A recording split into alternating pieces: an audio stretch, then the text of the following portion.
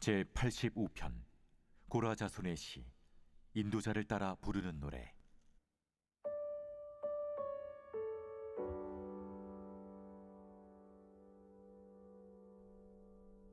여호와여, 주께서 주의 땅에 은혜를 베푸사 야곱의 포로된 자들이 돌아오게 하셨으며 주의 백성의 죄악을 사하시고 그들의 모든 죄를 덮으셨나이다. 주의 모든 분노를 거두시며 주의 진노를 돌이키셨나이다. 우리 구원의 하나님이여, 우리를 돌이키시고 우리에게 향하신 주의 분노를 거두소서. 주께서 우리에게 영원히 노하시며 대대에 진노하시겠나이까? 주께서 우리를 다시 살리사 주의 백성이 주를 기뻐하도록 하지 아니하시겠나이까? 여호와여, 주의 인자하심을 우리에게 보이시며 주의 구원을 우리에게 주소서. 내가 하나님 여호와께서 하실 말씀을 들으리니 무릇 그의 백성, 그의 성도들에게 화평을 말씀하실 것이라. 그들은 다시 어리석은 대로 돌아가지 말지로다. 진실로 그의 구원이 그를 경외하는 자에게 가까우니 영광이 우리 땅에 머무르리이다. 인애와 진리가 같이 만나고 의와 화평이 서로 입맞추었으며 진리는 땅에서 솟아나고 의는 하늘에서 굽어보도다. 여호와께서 좋은 것을 주시리니 우리 땅이 그 산물을 내리로다. 의가 주의 앞에 앞서가며 주의 길을 닦으리로다.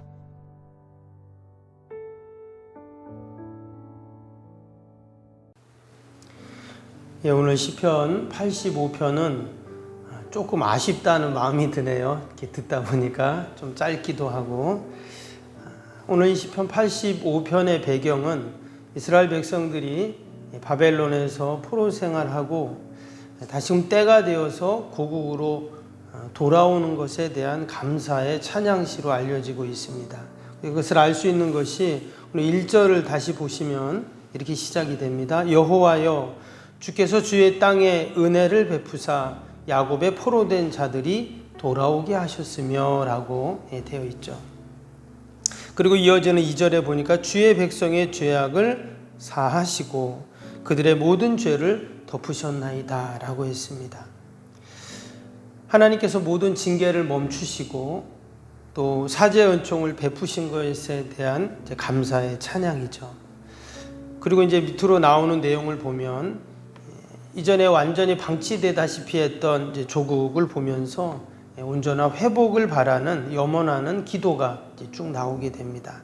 그래서 전체적인 내용을 보면 크게 세 부분인데 앞에서는 감사의 내용이 나오고 그 다음에 하나님이 다시금 이 땅을 회복해 달라는 기도, 그리고 온전한 회복에 대한 기쁨의 찬양, 이렇게 세 부분으로 나눌 수가 있습니다. 특별히 오늘 시편에서 강조한 것이 있어요. 그것이 뭐냐면 4절을 보겠습니다. 4절에 보니까 우리 구원의 하나님이여 우리를 돌이키시고 우리에게 향하신 주의 분노를 거두소서.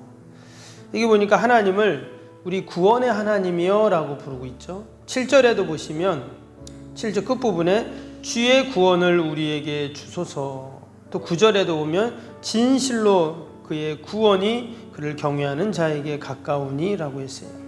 하나같이 하나님을 구원의 하나님 이렇게 부르고 있습니다. 하나님께서 구원의 하나님, 마치 우리를 깊은 구덩이에서 건져주시는 하나님으로 그렇게 소망하고 또 찬양하고 그렇게 있습니다. 9절에는 특별히 이런 말이 나왔죠. 진실로 주의 구원이 그를 경외하는 자에게 가까우니, 이런 표현을 썼어요. 구원이 우리에게 가깝다. 다른 말로 하면 구원을 베푸시는 그 하나님과 가까이 있는, 하나님을 사모하고 또 그런 확신을 가진 자에게 하나님께서 구원을 베푸신다는 뜻이겠죠. 여러분, 사모하지도 않고 갈망하지도 않는데 마치 감나무 밑에서 감이 떨어지기만을 그냥 입만 벌리고 있다면 어떠한 구원의 역사도 이제 경험할 수 없을 것입니다. 이스라엘 백성들이 지난 70년 바벨론 포로 생활하면서 가장 그들이 힘들었던 것이 있었죠. 나라 잃고 가족들과 헤어지고 머나먼 타국 땅에서 음식도 문화도 언어도 다른 곳에서 그들이 포로 생활을 했습니다. 너무나 힘든 생활이었죠.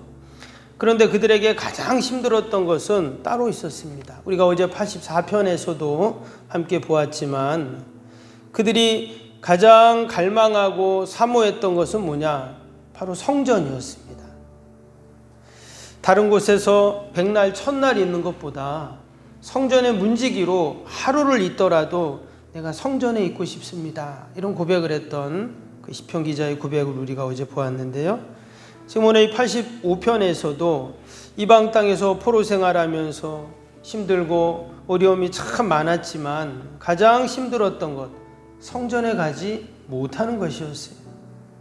이전에는 언제든지 자신이 원하기만 하면 희생제물을 가지고 성전에 갔어요.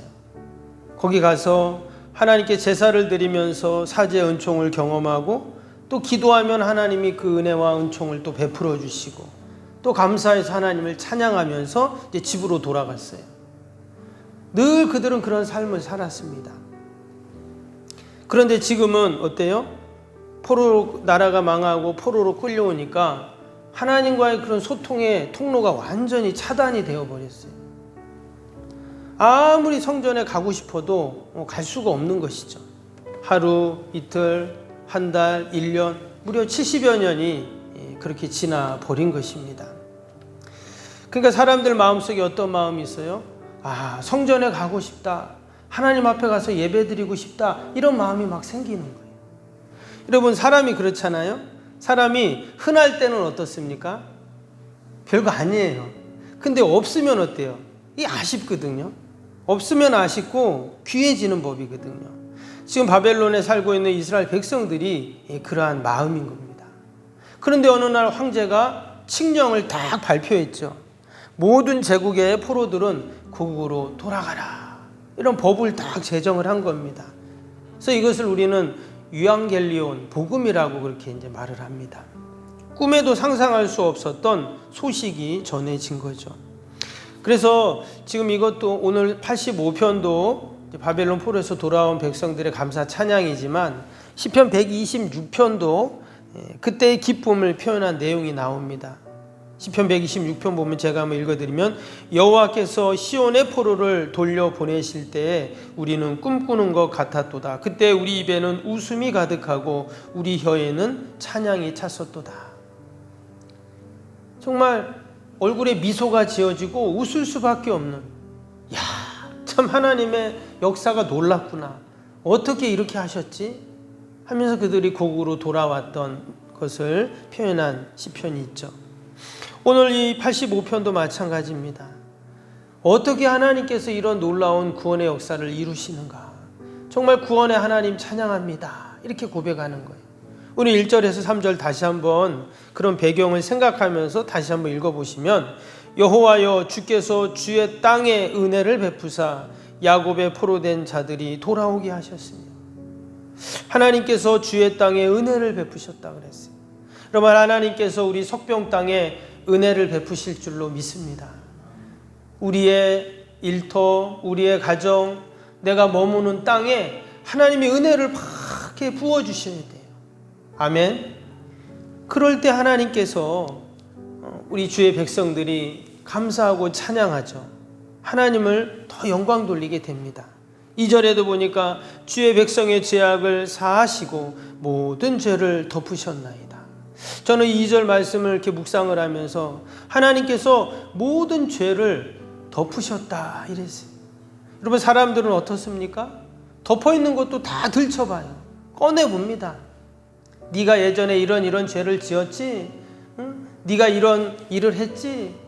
여러분, 그건 누가 하는 일입니까? 사단이 하는 일이거든요. 근데 하나님은 어떠해요? 하나님은 다 덮으세요. 이전에 이스라엘 백성들이 왜 나라가 망하고 이방 나라 포로 생활했습니까? 그들이 하나님 말씀 거역하고 우상 숭배하고 하나님 마음 아프게 하고 서로 사랑하지 않고 결국 그래서 나라 망하고 그들이 그동안 다 그들이 정성을 다해서 온 힘을 다해서 모아놓았던 거 다 잃어버린 거거든요. 근데 하나님은 어떻게 하신다고요? 그런 모든 죄를 다 덮어주신다고 말씀하세요. 이게 바로 구원의 하나님이시죠. 3절에 주의 모든 분노를 거두시며 주의 진노를 돌이키셨나이다. 이제는 하나님께서 그 모든 심판과 분노를 다 멈추시고 이제 하나님께서 돌이키시는 구원의 하나님이시죠. 그 하나님을 생각하니까 지금 너무 감사하는 거예요. 그래서 그들이 고국으로 돌아가면서 또 고국으로 돌아와서 그 구원의 하나님을 생각하면서 하나님이 이렇게 다 돌이키셔서 감사합니다. 찬양을 하고 있어요.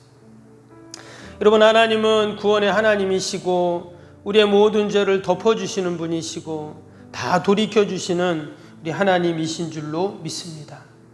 하나님, 우리가 거하는 땅에 은혜를 베풀어 주시는 하나님, 오늘도 그 하나님을 우리가 찬양하고 함께 영광 돌릴 수 있기를 축복합니다. 지금 그들이 이제 고국으로 돌아왔어요. 그래서 너무 감사하고 또 그 하나님을 생각할 때 찬양하고 있습니다. 근데 오늘 이 시편 85편이 위에 보면 누구의 시라고 되어 있냐면 고라 자손의 시라고 되어 있죠. 이전에도 한번 말씀을 드렸는데, 여러분, 고라 자손이 누굽니까? 고라 자손은 레위 지파 사람들이죠. 특별히 성막을 담당했던 고핫 자손들입니다. 그런데 고라 하면 어떤 생각이 나요? 고라? 사실 이름도 참 좋아야 되는데 고라 별로 이렇게 이름이 안 좋잖아요. 민수기 16장에 보면 그들이 광야에 있을 때, 출애굽에서 광야 지날 때 하나님께서 모세에게 그러잖아요. 아론의 자녀들을 제사장으로 세워라, 이렇게 말을 합니다. 그러니까 좀 똑똑하고 아무리 잘나도 아론의 아들이 아니면 제사장이 될 수가 없어요. 당연히 성막과 관련된 그런 일들을 그렇게 하지만 오직 이 아론의 아들들만 제사장으로 세우는 겁니다. 이거에 대해서 고라가 불만을 품게 되죠. 그래서 다단, 아비람, 온과 함께 반란을 일으킵니다. 무려 250명이나 되는 사람들이 물러가라, 물러가라, 마치 이렇게 데모를 하는 거예요, 모세한테. 어떻게 됐습니까? 하나님의 뜻을 거스리고 하나님이 세우신 리더십에 순종하지 않고 반기를 들었던 그 고라와 그의 가족들, 가축, 재산까지 땅이 갈라져서 다 삼켜버리는 무시무시한 일이 일어나게 됩니다. 그 250명도 그 여호와의 제단에서 불이 나와서 다 태워버리는 정말 그런 안타까운 일들이 있게 되죠. 근데 그때 죽지 않은 고라 자손들이 있었습니다. 그들이 여전히 성전에서 찬양하는 자로, 성전의 문지기로, 또 성전에서 빵 굽는 자로 일을 하게 됩니다. 근데 이스라엘 백성들은 고라라고 하면 반역의 아이콘으로 이제 여기게 되죠. 그래서 그의 후손들도 여전히 저 사람들은 반역자의 후손이야 라는 꼬리표를 달고 다니게 됩니다. 그럼에도 불구하고 이 고라 자손들은 어떻게 하냐? 성전을 떠나지 않는다는 거예요. 그의 후손들은 도리어 그들의 조상들보다 더 성전에서 누가 뭐라고 해도 성전을 떠나지 않고 더 열심히 봉사하고 헌신을 하게 됩니다. 오늘 2절을 다시 한번 볼까요? 2절 보세요. 주의 백성의 죄악을 사하시고 그들의 모든 죄를 덮으셨나이다. 하나님이 다 덮어주신 거예요. 그 은혜를 생각할 때 그들이 눈물이 나오고 또 너무나 감사했던 겁니다. 내가 지은 죄는 아니지만 우리 조상들이 불순종함으로 그런 아픔의 상처들이 있지만, 그러나 여전히 그들이 하나님 앞에서 주님의 일들을 감당을 하고 있었던 것이죠.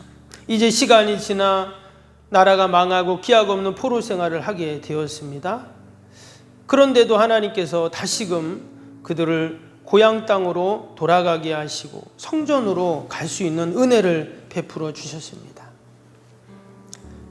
이때도 고라 자손은 어떻게 합니까? 고라 자손은 고국으로 돌아가서 성전을 다시금 재건할 때 누구보다 그들은 앞장서게 되죠.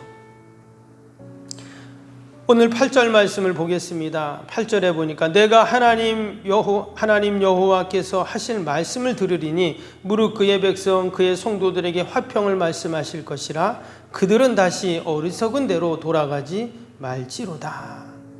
여기 보면 다시 어리석은 대로 돌아가지 않으리라, 이런 다짐을 하고 있어요. 그러면서 뭐라고 했냐면 하나님이 하실 말씀을 들으리이다. 그러니까 하나님 말씀을 듣는 것이 결국 복이다라는 것을 깨닫게 된 거예요. 이전에 하나님 말씀을 듣지 않고 또 하나님 말씀을 대언하는 선지자들을 무시하고 옥에 가두고 심지어 죽이고, 결국 그러니까 하나님 말씀을 들을 수가 없었던 것이죠. 그랬더니 어떤 일이 생겼습니까? 나라도 망하고 주권도 가족도 그동안 쌓아놓았던 것도 다 잃어버리게 되었던 것이죠. 그들이 지난 70년 동안 그것을 절실하게 경험을 했습니다. 그리고 이제 돌아와서 뭐라고요? 다시는 그런 과오를 내가 범하지 않겠습니다. 다시는 이전에 우리의 조상들의 그 죄악들을 다시금 또 범하지 않겠습니다. 이런 고백, 다짐을 하고 있는 것이죠. 그런데 하나님은요, 늘 이런 믿음의 고백으로, 결단으로 우리가 하나님께 나아갈 때 하나님은 늘 축복을 하세요. 어떤 축복을 하십니까? 12절 볼까요? 끝에 12절 보니까 이렇게 말합니다. 여호와께서 좋은 것을 주시리니 우리 땅이 그 산물을 내리로다. 하나님이 좋은 것을 주신다는 거예요. 아멘.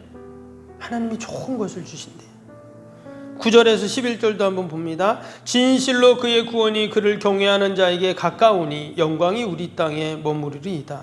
인애와 진리가 같이 만나고 의와 화평이 서로 입맞추었으며 진리는 땅에서 솟아나고 의는 하늘에서 굽어보도다. 바로 하나님의 통치, 하나님의 구원의 역사들을 이야기하는 겁니다. 인애와 진리가 다 무너지고 의와 화평이 찾아볼 수 없었던, 진리가 없었던 그 땅에 다시금 하나님께서 그 옛날 영광을 회복시켜 주시고 또 구원의 역사들을 이루어 주심을 생각하면서 찬양을 하고 있습니다. 우리가 하나님 앞에 믿음으로 고백하고 또 내가 다짐하고 결단하면서 나아갈 때 하나님이 이런 축복을 주시는 줄로 믿습니다. 오늘도 우리가 하나님 말씀 사모하고 그 말씀의 능력을 기대하고 우리가 나아가기를 소망합니다.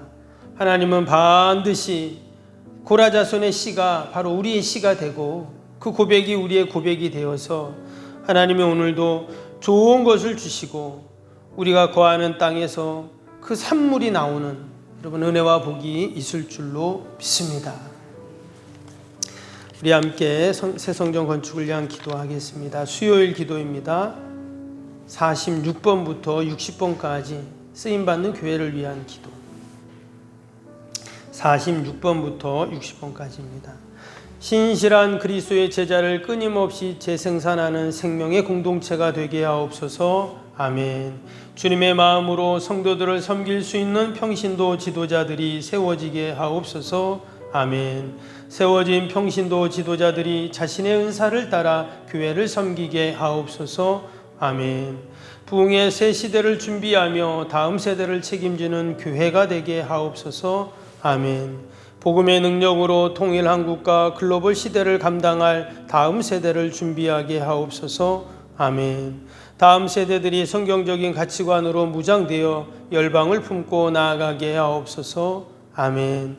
우리 아이들이 지성과 감성, 영성을 겸비하여 새 시대 부흥의 주역이 되게 하옵소서. 아멘. 이웃들을 목자의 심정과 긍휼의 마음으로 품고 사랑으로 섬기게 하옵소서. 아멘.